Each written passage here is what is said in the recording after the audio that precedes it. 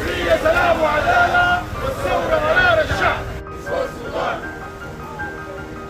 القرآن كريم الليل. القرآن كريم الليل.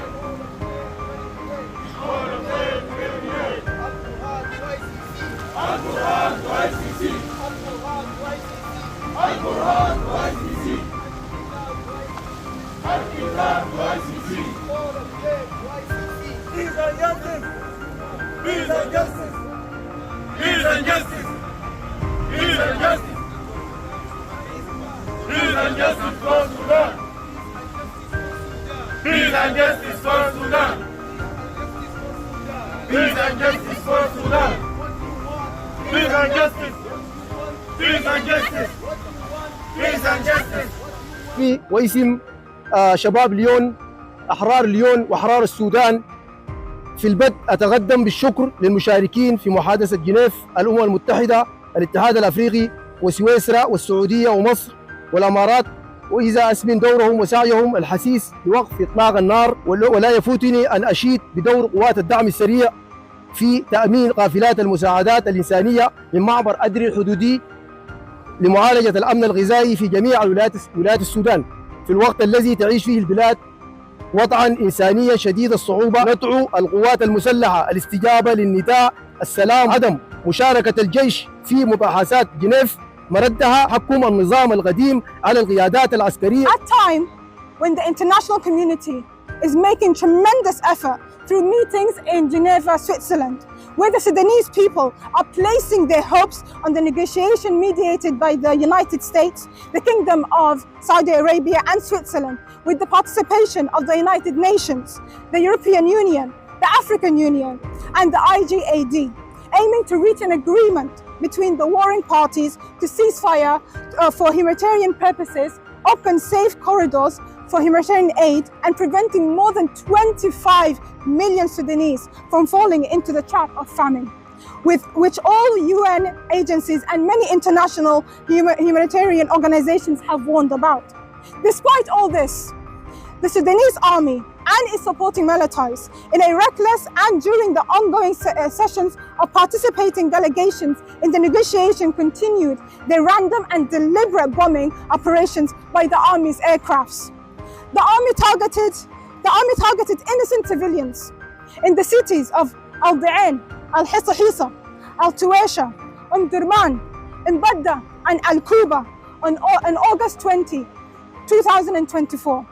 These attacks resulted in the deaths and injuries of dozens of civilians, the displacement of thousands from their homes and farms, and the loss of livelihoods from livestock and agriculture, in addition to the destruction and devastation of civilian infrastructures such as hospitals, schools, and places of worship, as a result of direct targeting by the army's aircraft. This action can only be described as blatant disregard for the lives of defenseless civilians and provocation to the international community's effort to cease fire and help millions of Sudanese from the perils of hunger and disease, which necessitates a firm stance from the international community and civilized world. On the other hand, the areas under the control of the Sudanese armed forces are witnessing a rapid escalation in ethnic hate speech and systemic targeting campaigns against ethnic groups originating from Western Sudan, whose rights are being flagrantly violated.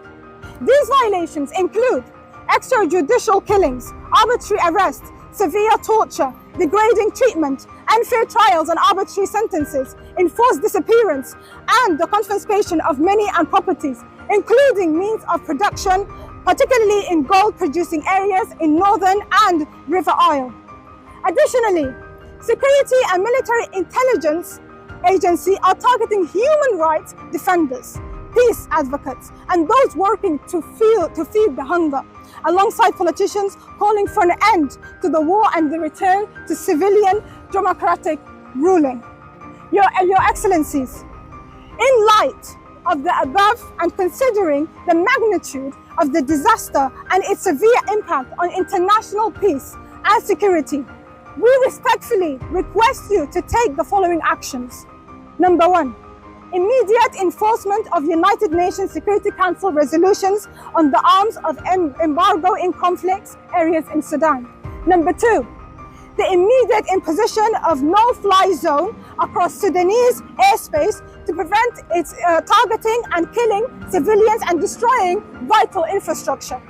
Number 2, the establishment of buffer zones under neutral supervision to provide a safe havens for civilians away from conflict zones and ensure